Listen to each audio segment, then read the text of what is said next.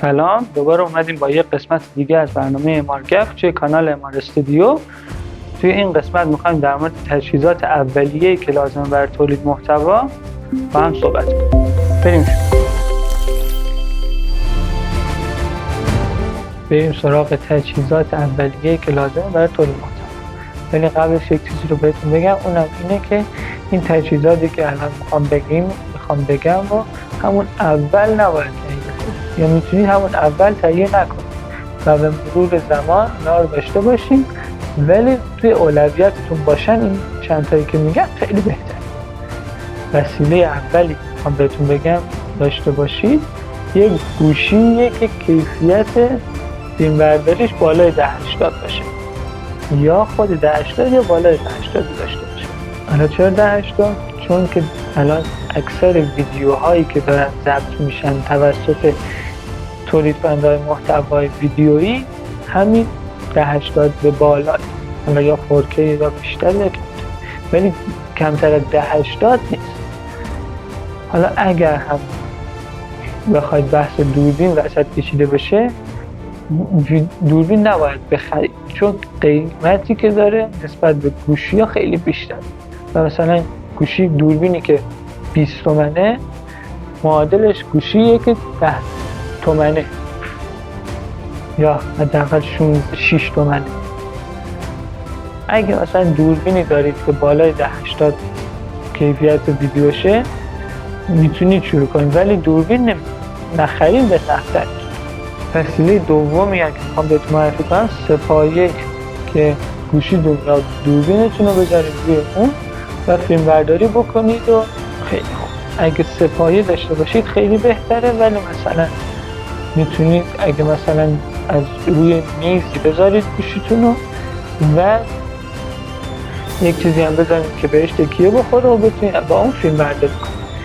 ولی اگه سه‌پایه داشته باشید آزادی عمل بهتری، میتونید با اون سه‌پایه هر جایی که میخواین بذارینش و فیلم برداریتون رو شروع بکنید.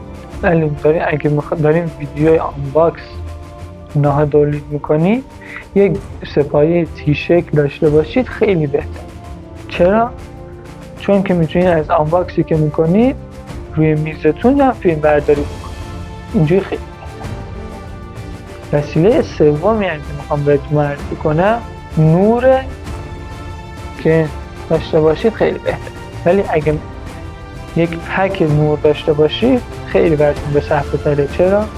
چون که هر نور رو با سه‌پایه بخرید بعد 20 تومن نور ثابت رو اگه بخواید بخرید بعد 20 تومن به بالا هزینه کنید. ولی اگه پکش رو بخرید از 3 تومن تا 6 تومن که باز 6 تومن هم پرده سبز هم پشت سر همراه با اونا داره. ولی شما میتونید این پروژکتورایی که مثلا پروژکتور نخرید و پروژکتورایی رو استفاده کنید که خودتون درستش کردید. حالا اگه میخواین که من ویدیو ساخت پروژکتورم براتون بسازم بگین، چون من الان خودم از پروژکتورایی که خودم ساختم دارم استفاده میکنم. اینا کارتون رو راه میندازه، ولی مثلا تا وقتی که مثلا بتونید پروژکتور بخرید. وسیله بعدی هم که میخوام بهتون بگم تا که اوایل کارتون تهیه کنید میکروفونه که برای داشتن کیفیت بهتر صدا به درد میخوره و خیلی بهتر از میکروفونای دوربینا و گوشیاییه که دارید. چرا؟ چون میکروفونای دوربینا و گوشیا از بازتاب صدا استفاده میکنن برای درد و چون فاصلمون دوره این بازتاب اتفاق میفته و انواع مختلفی هم داریم. میکروفونای مختلفی هست، ولی اگه میخواین در موردش ویدیو بسازم حتما توی کامنت ها بگین که من بسازم. وسیله بعدی هم که تهیه بکنید در اوایل کار میتونه وسایلی باشه که برای چیندن بک‌گراندتون باشه یا که پرده سبز باشه.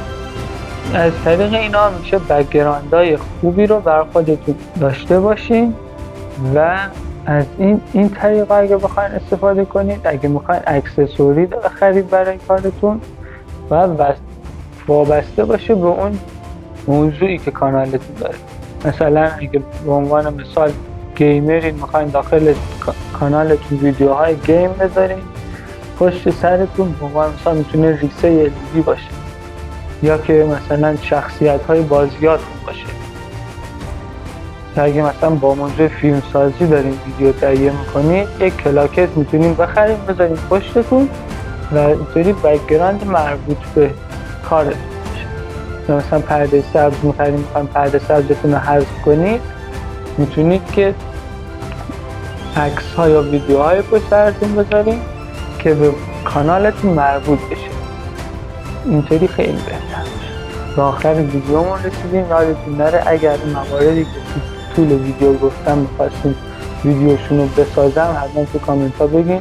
در مورد انواع میکروفون اگه میخوایم بگین، در مورد چجوری پروژکتور بسازیم هم بگین اگه میخوایم، یا که هر موضوعی که میخوایم در موردش ویدیو بسازم و حتما بهم بگین تا من متوجه بشم که چه جور ویدیویی بسازم. خیلی خوشحال شدم که شما داخل این ویدیو داشتم. لایک و کامنت و سابسکرایب و دنبال کردن و زنگوله بغل این دکمه یادتون نره که اگر ویدیویی گذاشتم آپارات یا یوتیوب بهتون مطلعتون کنه که من ویدیو گذاشتم. تا ویدیو بعدی خود